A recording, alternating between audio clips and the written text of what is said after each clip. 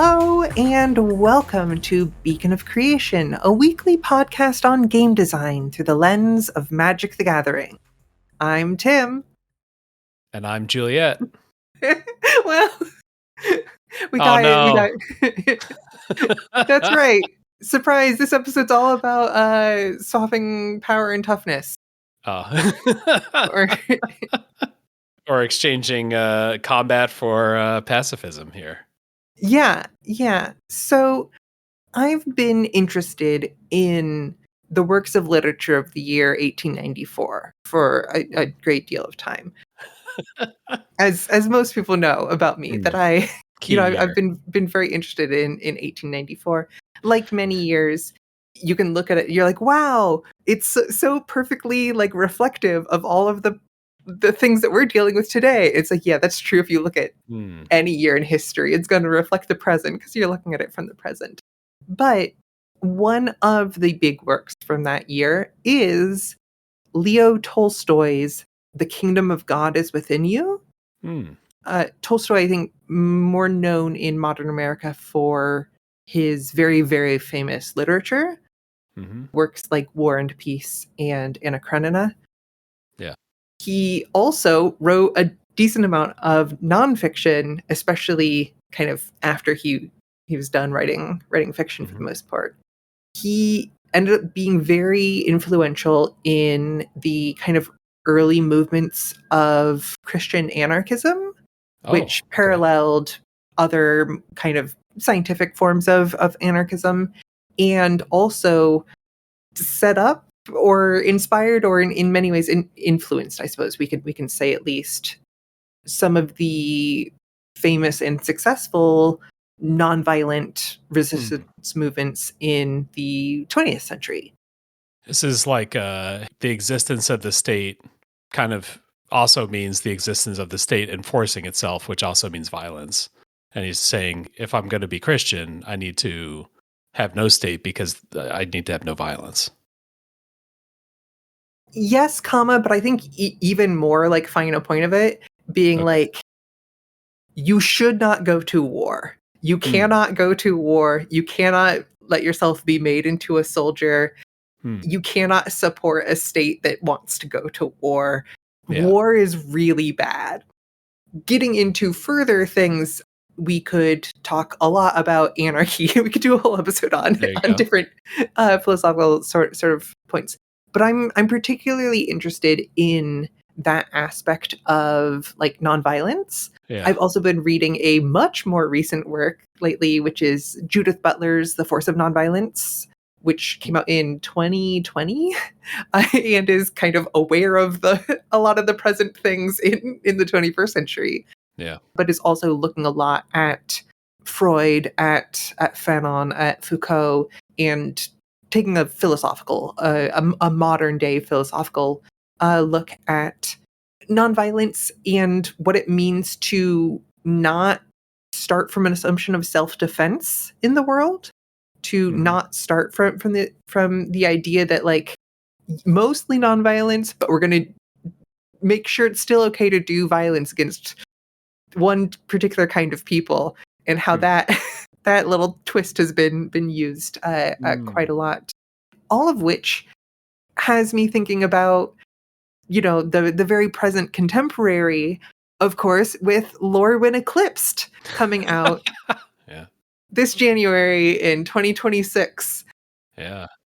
Lorwyn being kind of, at least to me, part of the glamour and appeal and interest of Lorwyn when it first came out was, here's a more idyllic sort of plane. Here's a plane that fundamentally isn't trading in violence in the same way that basically all of the others are. And how those design ideas fed into Lorwyn, and then also what we see in the rest of Magic around kind of the ideas of, pacifism it's a whole genre of card, right? Like you can be like, oh, and here's the pacifism with sets mechanic, and everybody, 100% of people know you mean pacifism. That's aura for one in a white that says enchanted creature can't attack or block. Like Mhm, that's such mhm. a known thing that it's in almost every set. Yeah, some version of it for sure. Yeah, I think it's kind of interesting to unpack some of the things about combat and magic. Like you Mhm, brought up the kind of card types themselves, but I think also like a lot of players when they're starting out, they're playing multiplayer or they're like coming up with their little combo decks. mhm. Being aggressive about combat and staying like, oh, I want to attack every turn. Oh, I don't need to hold this 1-1 back, so I should attack in order to play this game correctly. Or, oh, I should attack someone. I've got this 3-3, this multiplayer game. Nobody can block. I should pick someone to attack.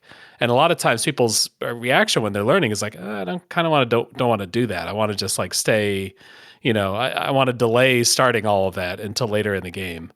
A friend of mine just got back into Magic, and he's been playing Millennium Calendar, which is like a one of those alt win kind of cards that you have to like Like untap doubles it. the number of counters on it, and if you have like 1,000 counters or something, it Yeah, yeah. talking about that deck kind of made me think about how a lot of people's first reaction when they get more into Magic is like, okay, I understand the combat system and all that kind of stuff, but they're not trying to maximize that. They're not in spike Mhm, mode. And if you're not in spike mode, you're kind of like, I just want to do goofy things with my cards and then assemble something that's kind of fun. And mhm. Magic being like a little more open ended than other sort of card games like this often has decks that can be successful without doing that kind of stuff.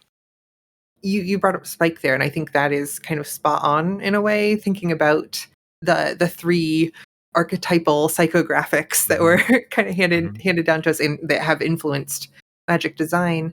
The, like, to me, idea of I wanna have a big cool thing Hmm. Hmm. just, like, really doesn't necessitate and stomp on my opponent's face with it Hmm. in that way, and Yeah.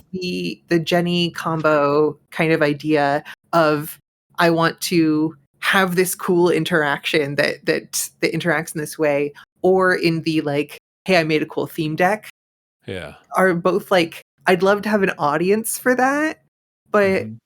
the audience doesn't necessitate, like, and making my opponent feel bad and, like, totally, Yeah. attack and kill them in the process. And so I think it does kind of rack the focus down to the spike, or the spike in all of us Yeah. when it Yeah. comes to that PvP and that combat focus. Yeah. I typically for players, the most stressful thing is figuring out little like combat damage, like attacks and blocks. I can block with this.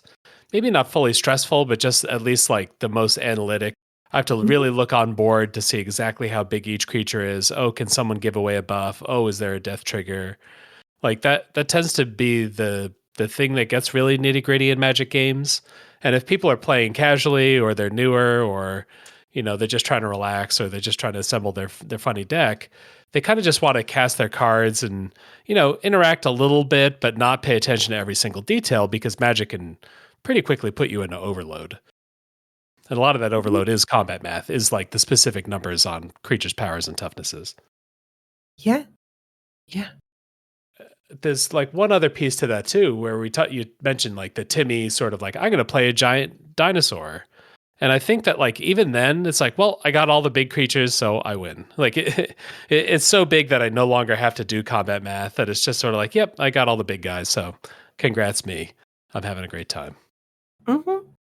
And honestly, the Timmy and me, sometimes it's like, "Ah, sweet, I got the big dinosaur," or, I mean, thinking about Lorwyn, "Ah, I've got my 4 Kithkin out, and one of them Mm, is putting +1/+1 counters on all of them each turn," and then yeah. it's like, I kinda wish I could somehow, like, have an excuse for this game to go, like, 10 more turns, so I could Mm, have, like, great point. Yeah. 6 Kithkin out, and each of them are 30/30s, and, like, that's a feeling that I have felt, Yeah. and I know it's like, is that a little bit childish maybe? But Yeah. also, I think that's a thing that lots of people, like, the "Can I make this thing bigger?" contest kind of appeals Yeah. to having a thing to contest.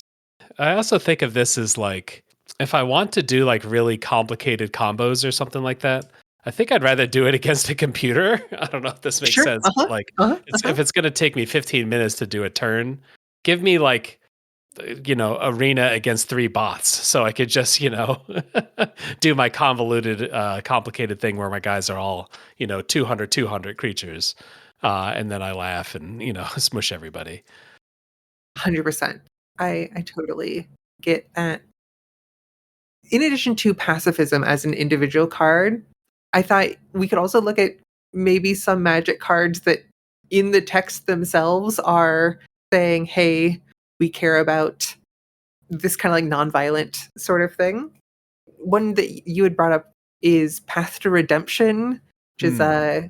a common pacifism from the Avatar set, kind of showing off, "Hey, we're doing a pacifism with the set mechanic," but also beyond that, it is saying we can keep the pacifism flavor, right? That we Mhm. can Yeah. not just have the mechanic of you're being restrained and that's going to be this set's version of handcuffs or whatever, but Yeah. hey, you can reform and change your life Yeah. as like that's an aura that I can cast. That's a thing that I can have happen to your creature.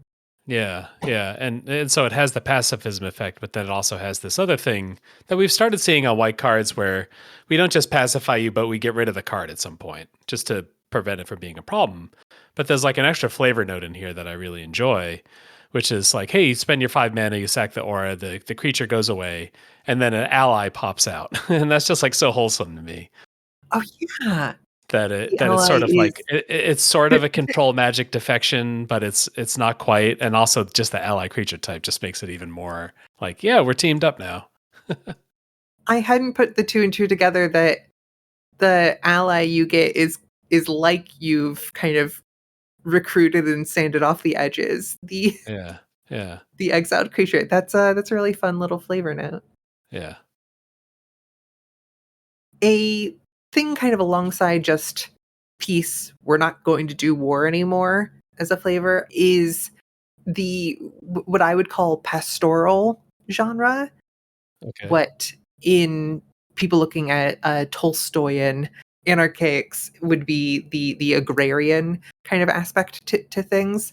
okay. But basically saying going and doing farming, Hmm. which speaking of pacifism as a generic thing, I think 99.9% of the time when Magic players say the phrase swords to plowshares, Mm. they don't like think about the connotation or like the Yeah, origin of that saying yeah, of and like if you look at the different arts for swords to plowshares, some of them I think the second art ever and some of them are like, hey, my sword is now going to be a farming implement or I'm going to be yeah. doing different things with it. But sometimes they are like I'm a guy with a cool big sword.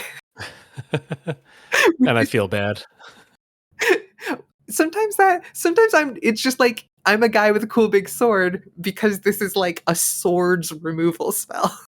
I cleaved Hmm. through I'm the emperor and I cleaved through that enemy in a really evocative way. Hmm. And so I really like the Bloomborough Commander version of Swords to Plowshares. All of them, of course, have the same rules text. It's a single white mana instant for exile target creature. Its controller gains life equal to its power. Yeah, But the Bloomborough one has a little rabbit with like a hoe that might be in the shape of a leaf. And you yeah. can see these like what would have been carrot or what would have been swords are, I think, like either carrots or wooden posts that Hmm. or maybe both Yeah, that like flowers are growing on. yeah. Says the same muscles used to swing a sword can be used to feed a burrow. There you go. You are taking the metal from your swords and you're turning them into actual plowshares. Yeah. I think Bloomborough has a lot of that peaceful vibe to it. I know that that set has been really popular among my friends, even, I don't know, it's a year and a half ago now that it came out. Mhm. Something about the typal stuff, I think also, maybe that's true for Lorwyn too. like everyone has their own little family. You know, they're not just Mhm, there for whatever their power and toughness is. They're there because like, oh, they're all bats or they're all raccoons. mhm. I think Bloomborough also had, in some ways, Lorwyn occasionally has this too, but Bloomborough also had some cross-typal synergies, Teaming up. Yeah. Yeah. and like, oh hey, here is the list of all of the red creature types for this set, and they're all Oh, kind of yeah. going to be banded together Hmm. Hmm. as a thing in that way. I also do think it's mostly Bloomborough, Lorwyn, and I guess the Lord of the Rings set to a Oh, degree. yeah. I feel like we don't, and I mean, maybe sometimes on Innistrad. Either way, on some sets, on some planes, we don't see farmers at all. And on Mm. others, it seems like, oh yeah, there's multiple cards where the characters are literally a farmer.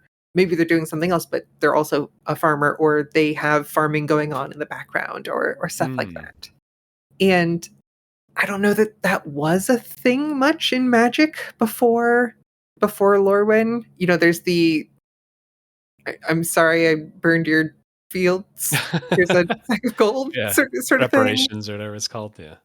This like agrarian, pastoral, not always true to life, but the idea of, Sure. hey, I'm going to go farm because farming it's physical labor in a similar way Mm. to doing combat actions, to going and doing violence and things like that. But the net result of it is something that you can give to other people that's like a flourishing, that's like it's feeding people rather than Hmm. it hurting them or impressing them or killing them. Yeah. That is part of what makes some of these sets, even though there's quite a lot of combat and like weapons and violence and stuff in Bloomborough, a little Yeah. bit more than I think some people might expect going to the small animals plane. But it's like, hey, these aren't just small animals who are having fuzzy little dinners constantly. Like they have, Yeah. it's still an active game. But having the farming aspect, I think, helps point out or represent what I'm bracketing under the heading nonviolent like aspect to the Hmm. plane. Yeah. Yeah. I was thinking about that when you would you say like lower fantasy to have a lot of like, oh, this person's actually a farmer and then they became a hero.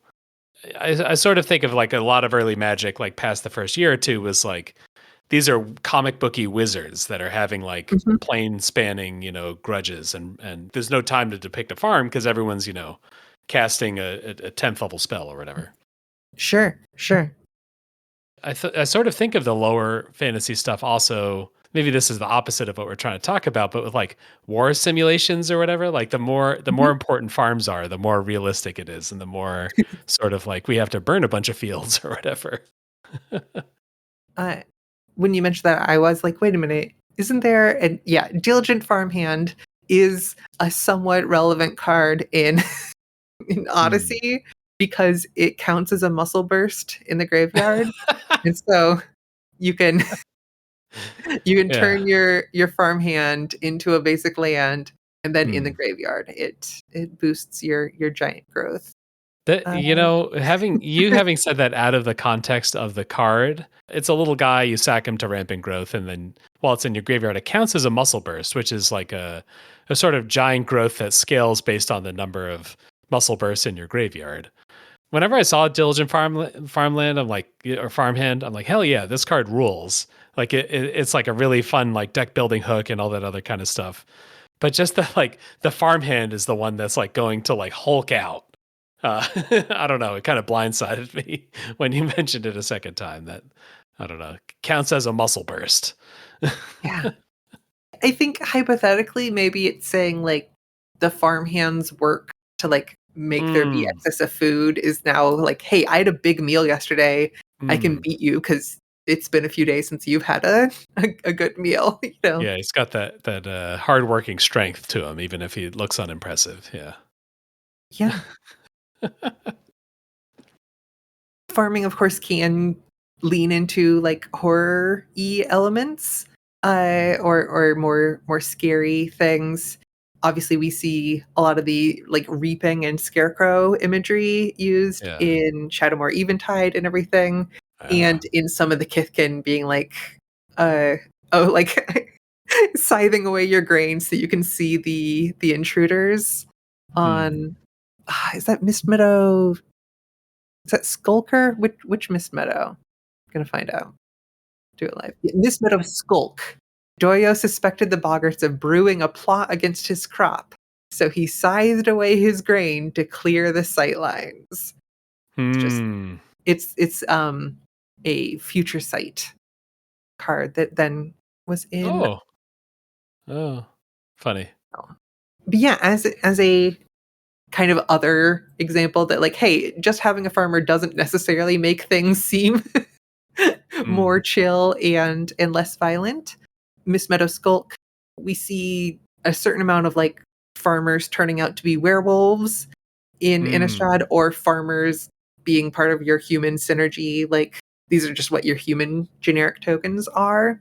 Hmm. Um, and in both cases, Innistrad I don't think is something we would ever usually describe as a particularly non-violent plane, despite having some of those Yeah. agrarian elements.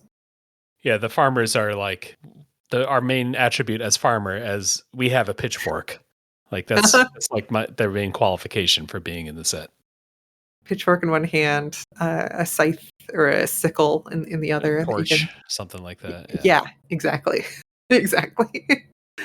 Uh, Another aspect to go alongside this kind of like peace and pastoral is what I am just calling playfulness. Hmm. That I think original Lorwyn also Yeah. was Good trying point. to do, and then I think we saw maybe even more so in Eldraine with like kind of Okay. comedy Fairies. cards. Yeah. Yeah. But I interpret both the like, oh hey, we have like gossiping cards, like we've literal Hmm. cards that are just like gossiping with one another, Mm-hmm. and Mm-hmm. fairies going around to do like secrets and pranks, and a lot of the stuff the boggarts were doing Yeah. not seeming like it's intended to be like a lethal sort of prank. Like it's more like silly or Yeah. Yeah. misguided. Mm-hmm. uh I'm gonna poke this beehive rather than like I'm gonna burn your house down, Yeah. kind Yeah. of things. I and I especially think the playfulness is to an extent also present in the Fs in Shadowmoor and Eventide, and the changelings in the Lorwyn side. Hmm. Kitchen Finks, of course, being Oh yeah. uh, Knocking over some bowls. Yeah. accept one favor from an F, and you're bound to accept another.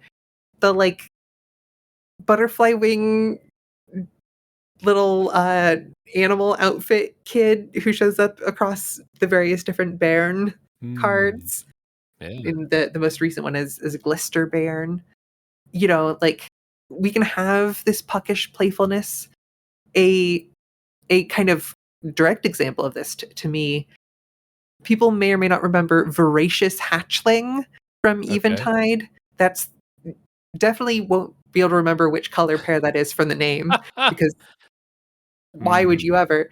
Yeah. Voracious Hatchling is the white and black one. So for 3 and a white black hybrid, it's a Okay. 6/6 creature elemental, has lifelink and the hatchling abilities, which is it enters with 4 -1 when it's 1 counters, and when you play a white spell, you remove a -1/-1. When you play a black spell, you remove a -1/-1. So if you play a white and black spell, you Hmm. remove 2. And it's like a weird blue lion, like full-bodied lion, having hatched out of a enormous glowing egg, but the lion's mane is entirely large and aggressive looking snakes. Where do you get the playful on that one? Okay, here's the playfulness, Okay. which is in Lorwyn Eclipsed, Uh, We have a funny-looking common, which is the 2 and a white-black hybrid common for a Okay. 2/3 creature shapeshifter, common changeling, lifelink. Okay. Yeah. This is a prideful feastling. Flavor text: Oh, I see. changelings are friendly by nature, Oh yeah. but some forms carry ancestral memories of carnage and hunger. Ah, okay. Not only are changelings friendly by nature, as this says, which is like that's a fun thing to know Oh, about yeah, them. Like yeah, compared to doppelgangers on most other planes, that yeah. for they're bad news. This is it's a prideful feastling. So pride because it looks like the lion, and Mm, feastling because it's voracious. So this is a double reference to voracious hatchling. And the art mm, is like a goofy, goopy, silly looking yeah, like cartoon blue lion yeah, with like the fun little changeling face and then a bunch of like squat snake looking things coming out of the mane.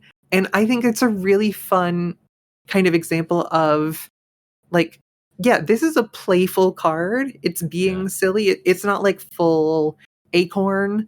Um, yeah. it's not.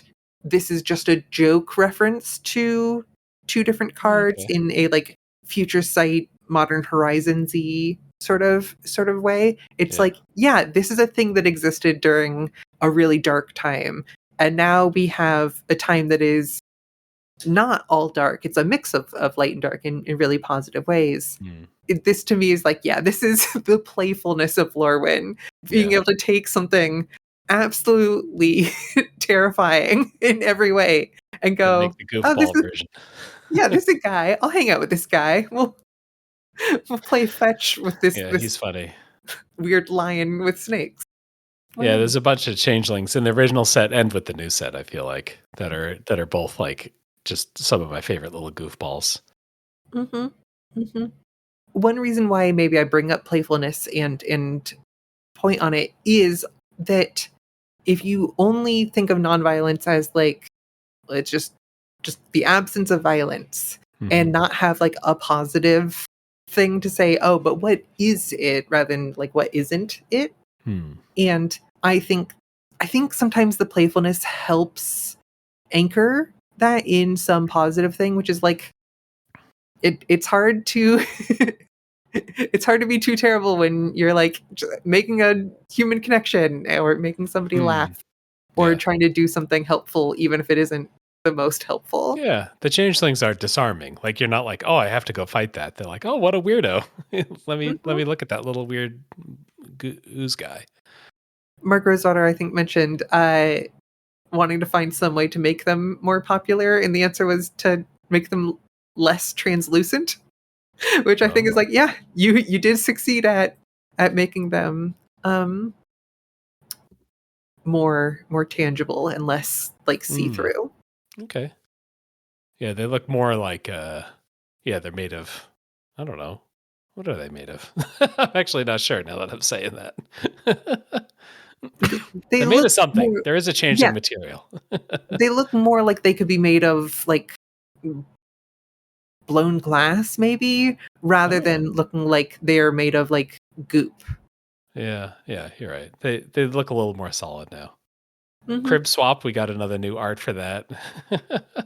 Like a giant looking in a crib, and there's a tiny Hmm. little changeling in there. He's having fun. Yeah, Chomping changeling. He's turning swords into snacks. He's eating a sword.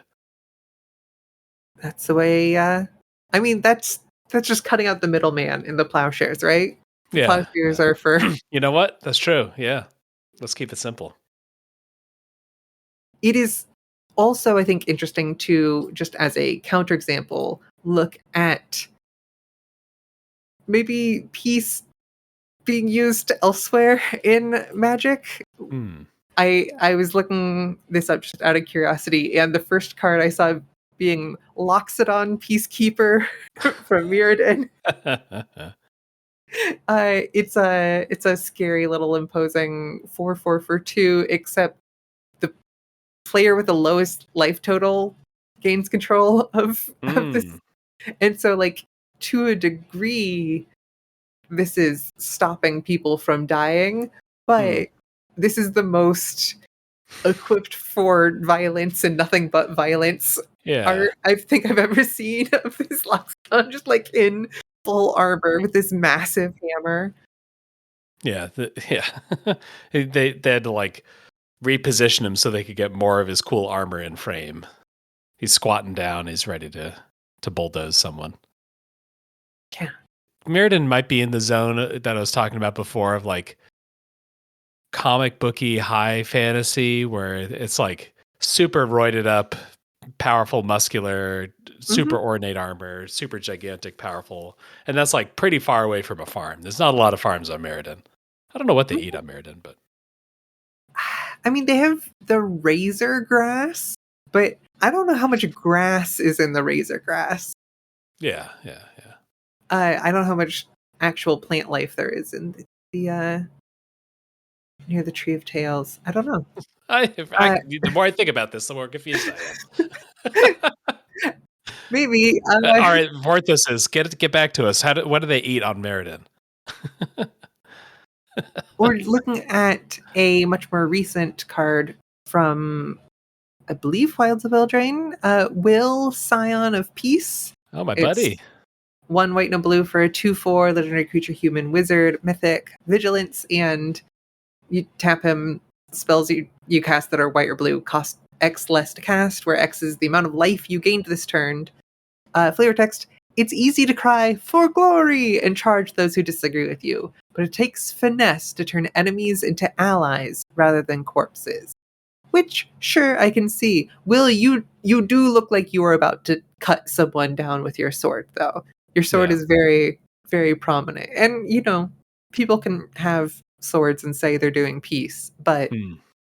where I am most interested in this is not just I have a sword on my belt and I don't use it, or I wave a sword but I don't like stab anyone with it.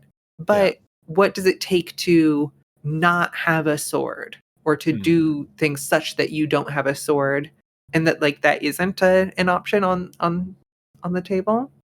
Yeah. Yeah.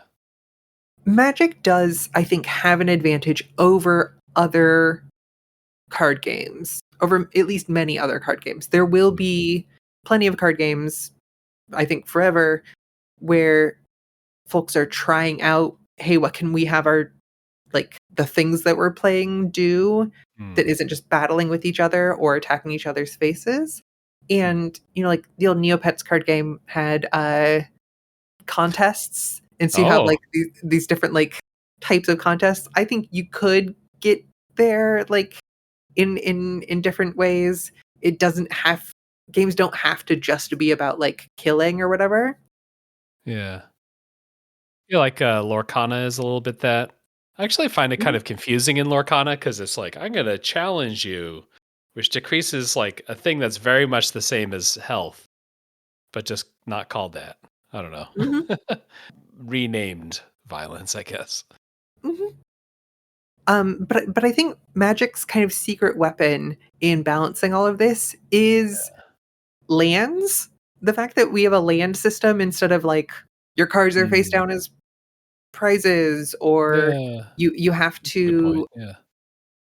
play them as like your energy gems tick up, sort Mhm. of things each turn. Fundamentally, you will have roughly half the cards on your battlefield are gonna be things that don't Yeah. are going to be depicting scenes that aren't somebody attacking somebody else. They're going to Yeah. be depicting usually scenes that don't have any people in them at all. Hmm. And I think that plays on both the peaceful sort of thing and the pastoral nature, that like you are connecting with the land. And that land can be a really spooky bog with a crescent moon like above it. Yeah. It can also be a pleasant forest or a scary forest or a big cityscape or 100 different things. But fundamentally, it is connecting with the land in some way. And I think that's kind of a really nice balance to the fact that everything else we're doing is about this battlefield. Hmm.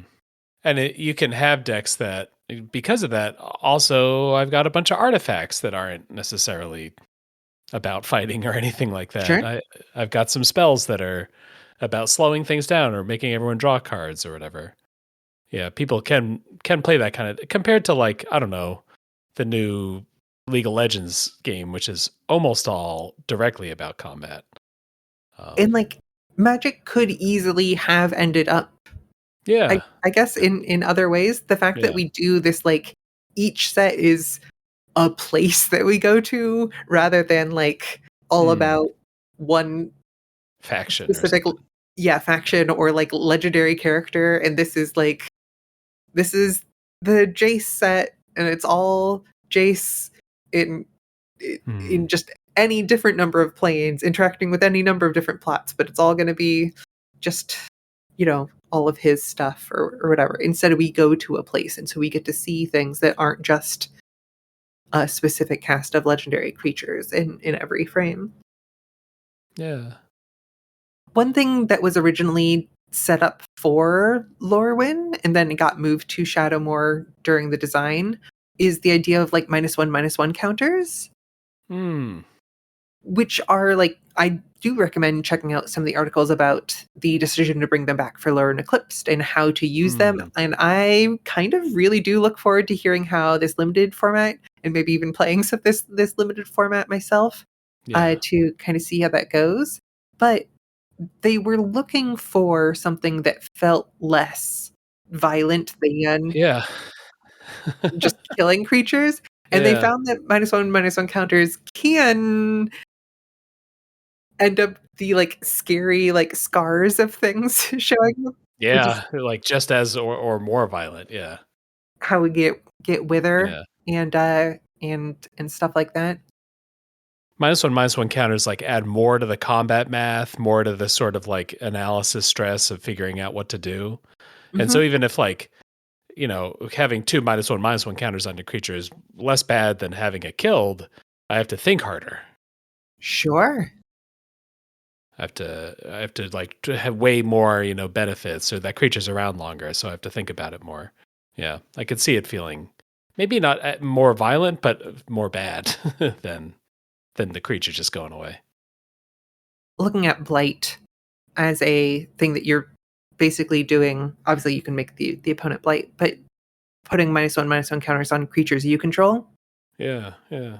as a rather than trying to go from kill creature to -1/-1 counter, going from sack creature to -1/-1 counter, it's like, okay, Okay. I Yeah, can alright. see that that is Yeah. like a step down that actually does feel like a de-escalation. It's allowed. Yeah, there's a thing sometimes used, like, well, if I'm a wizard, why don't I just cast spells all the time? And it's because, oh, doing some of these spells, like, makes me tired or weakened or whatever.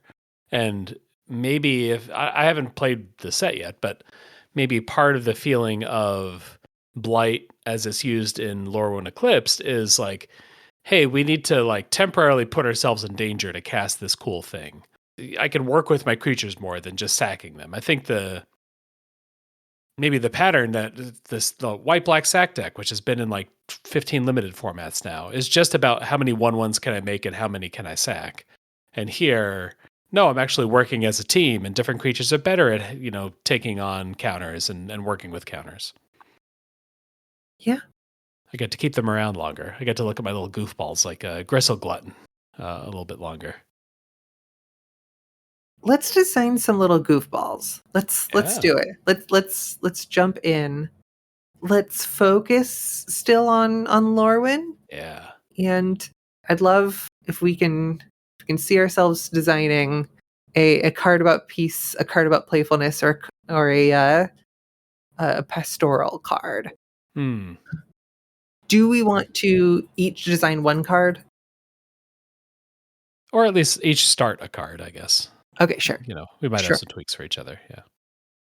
So we're each going to try to design a card to fit this, and then we're gonna kind of discuss and finish them together. Yeah. Hmm.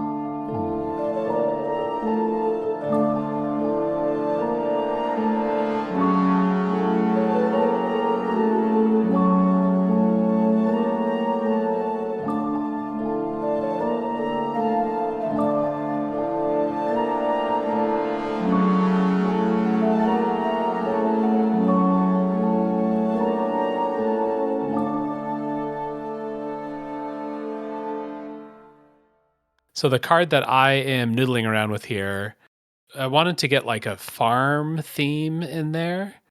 And there's Kithkin for that, but I think the other part of one of the parts of Lorwyn that I really like are the giants. So the giants they're often the buddies of the Kithkin, or there was a card named Hamlet Back Goliath. Mm-hmm. Like he's just like a cool creature that's powerful. It doesn't have a lot to do with farms mechanically, but the idea that like you could have a little village on top of a giant was something that I keyed into, I guess. Well, maybe I'll read the card and then we can kind of break it down together here. So the sketch that I've got here is I'm calling Hulking Homesteader. 2 red, creature giant. You may play an additional land on each of your turns. Landfall, put a +1/+1 counter on this creature. And then when it leaves the battlefield, for each counter on it, return a land you control to its owner's hand. I was kind of inspired by Zell from the Final Fantasy set. Sure. Who like let you play an extra land each turn, but bounce them at end of turn. This guy bounces all of them when it leaves. So when the giant goes away, like all the land falls off of him, I guess. But do you also lose all of your pre-existing lands? For each counter on it. Oh, okay, for each counter. Okay, and the counters match up with the landfall. Okay, yes. Yeah, however much land you had before you cast it, you would keep those. But then all the lands after that, even the non-additional lands, Sure. you would start to make this bigger and bigger. It's a little more toppling. You could potentially put a lot of lands on this and then lose all those lands. But maybe your landfall deck, I don't know, something like that. Yeah, which also makes you kind of not want to. I mean, you probably are going to be swinging with this creature, but you have some incentive to keep them alive, to keep them in the ball game. I wanted to give red a little more land juice, but red extra lands, we still want to see downsides with that these days, or Yeah, currently, I think. that's a really fun and flavorful high risk, high reward. I think that's a fun and flavorful downside to the card, and that also kind of is a fun mechanical thing of, listen, if you need to if you need to have answers for this, every deck can pack some kind of answer to this. Yeah. And I guess the other check related to that is like, or related to this episode is, you could, be a big giant and rumble in, so you got a little bit of Timmy mode. But you could also just let this giant chill and not attack if you don't feel like it. You don't want to risk it. You're feeling nervous. That's like a totally normal way to play this card, just a way to get extra lands in play. So my card design idea really comes down to a piece of wordplay that I'm Okay. trying to find the best execution on. All right. Which is, I'd like to do something with the premise of plow hares, like Okay. Like a HARES. rabbit. Yeah, coming from this idea of like sort of plowshares of doing like farming sort of things, and then I was like, oh, great! I love a like artifact creature equipment rabbit like reconfigure Oh. sort of thing, but it's like I can see a way to make that work in a like, this is a scarecrow and a changeling like working together sort of way. Like you can imagine, or just honestly, I think scarecrows could do, hey, we're doing reconfigure to shift back and forth. So then it's like, should that just be a crew thing? And then I was like, well, what's a fun, what makes this playful? And I'm like, okay, it's an artifact that it can make other artifacts, or itself, it can just make artifacts into rabbit scarecrows. Because I think rabbit scarecrow is a really fun, you know what I mean? Like, just like, yeah, it's a you can imagine a like a big like farming plow with like bunny ears. Oh, okay. This is not a scarecrow to scare away rabbits. This is a scarecrow that looks like a rabbit. Yeah. Oh, okay. Yeah. Okay. That's and then I'm like, I think I'm getting too Bloomborough with it. Ultimately, but I think there might be might be something here. And then I'm like, well, naturally, it also needs to be a callback to Plow Under, the Oh. three green Hmm. green, hopefully a sorcery, Hmm. that goes put two target lands on top of their owner's like Yeah. library, so you can really mess with your opponents. That used to be a big deal. Yeah, that was like I remember that being like an early cube card because it was just too Hmm. mean for any other format. Hmm. But that probably isn't a good repeat. That effect is one of the worst, and Hmm. one of the worst, especially to be anywhere near any type of like repeating Yeah. sort of thing. I want to say, yeah, yeah. Primal Command. This is one of the reasons why it occasionally is kind of backbreaking. Is Primal Command. One of its modes is put target non-creature permanent on top of its owner's library. So that's a way to Non-creature. answer Funny. Yeah. any both like land and other stuff. But if you can cast Primal Command every turn with some combination of factors, All right. that's as strong as casting Cryptic Command every turn because you can just Hmm. lock opponents out of the game. So probably best to put aside the Plow Under idea. Do you think do you think there's a way to get this to be more Lorwyn-y or even like Hmm. Shadowmoor-y, but still playful? Maybe I'm just in that giant mindset, but the Uh-huh. giants often have a bunch of lands on top of them, but just like trees or whatever. So if we're plowing under, we're just putting someone under a land. Can we, chain to the rock style, just like I keep love a person buried or something? Chain of the Rocks, just all time good pacifism. Just Maybe what a not good peaceful design. enough, but Yeah. yeah. Um, Now I'm writing it out. I'm also spelling plow the I believe The cool the way. I believe it's more common in the UK, which is Plough. But I feel that Okay. fits for like Chlorwyn as a All right. Yeah. as a Yeah. as a place. But this is making me think of plow Fs, like Ploughouphes. Like Oh. we have a lot of Ous and Okay. H's in Okay. here. Okay. So Plow. what let's make a Shadowmoor-esque design, Oh, but okay. for modern Lorwyn, Hmm. peaceful, pastoral, playful. What's a good way to make them more peaceful? Well, the kitchen things makes me think like they've got Mhm. the plow and they're like running amok with it. They're like bulldozing things with the plow somehow. Ooh. Ooh. I, Yeah. I Okay. think physically that would actually be difficult to do to just push it around for fun, but somehow these little supernatural buddies are doing that no problem. Yeah. I mean, like little spirits who help with household things or find it Hmm. extremely easy to sort through an entire thing of straw or whatever. That's Hmm. a historical thing. What if we did when ETB um explore question mark or rampant growth and then not actually persist? Thinking of the like kitchen finks, like gain two life. Like, oh, but what if instead we were helping with the harvest? Harvesting? Or we're harvesting something we're not normally harvesting because we're little scamps. Yeah. Yeah.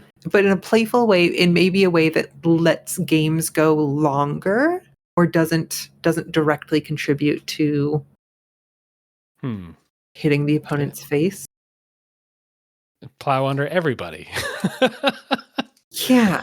So uh, I have this idea of each player puts a non-basic land they control on top of their library. If hmm. they can't, they put a basic land they control on top of their library as a way of like. But maybe there's some way to if they can't, they do something else. We could hit a kind of a basics focus. Get back to the agrarian nature. Hmm. Okay. Not disliking non-basic lands. All right. Yeah. I think that as kind of a way of saying farming Oh, is okay. an idea. There's like the various like colorless lands that like basically like blow up a non-basic, but they give you a basic. Yeah. All right.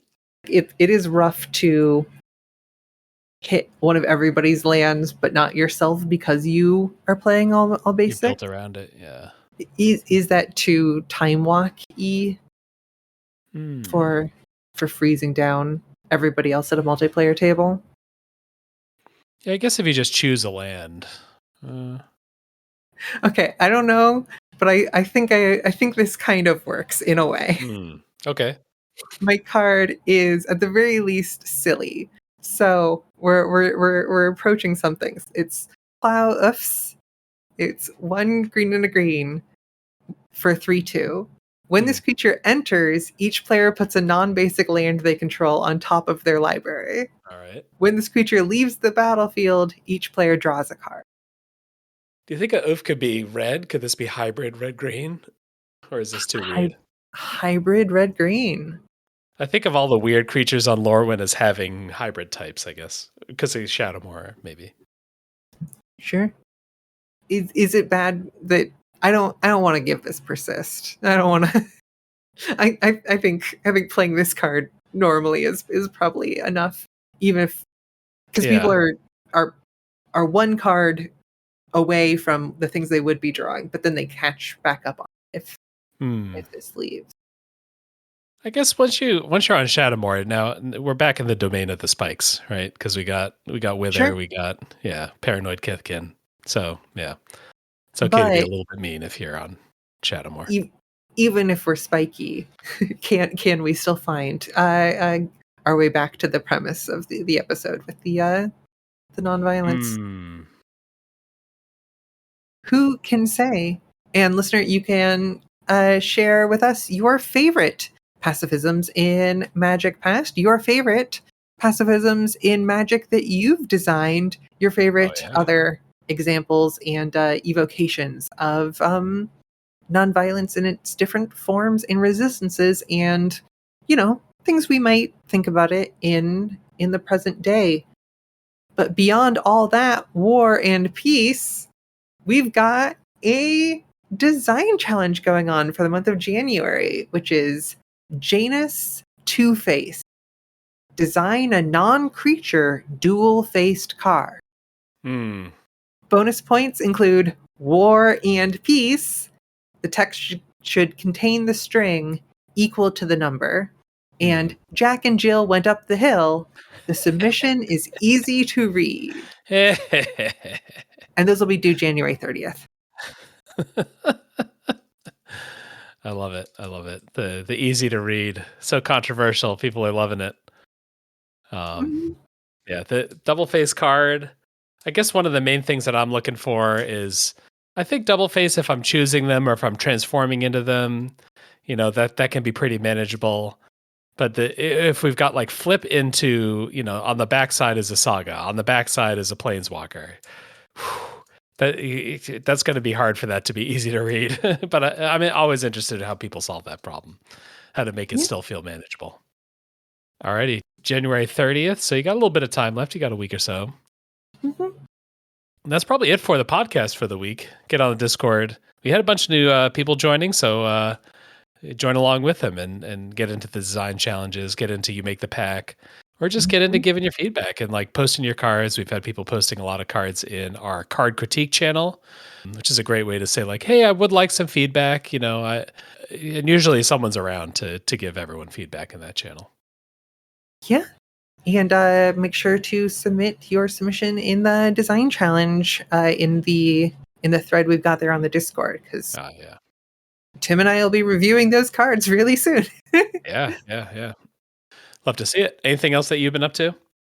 I'm excited I'm doing research for other stuff. Okay. Wait, no. I have a video game coming out soon. Oh. It's a game for it. So Secret Sample happens every winter, and for the past several years, I've been making a video game each time. I've made a number of things using adaptations of Bitsy 3D in both like diorama and kind of like faux first person exploration. I've made a pair of increasingly large and wild Pokemon games for the Bluff City setting. And this year I am trying a new engine, and the game's going pretty well in playtests. And I'm really excited to share that. So that'll be the beginning of February. You'll see a new video game made by Juliet that you might actually be able to play on your phone. The final frontier. Yeah, exactly. Great. If you want to find out about that, people can hop on Discord. They can follow you. Probably Blue Sky is a good spot to find out about that too. Yeah. Yep. I'll be posting about it in both places. Yep. Or follow me and I'll retweet it whenever. Exactly. So either of us, you will find the Juliet content you need. Yeah. All right. And most of all, thanks everyone for listening.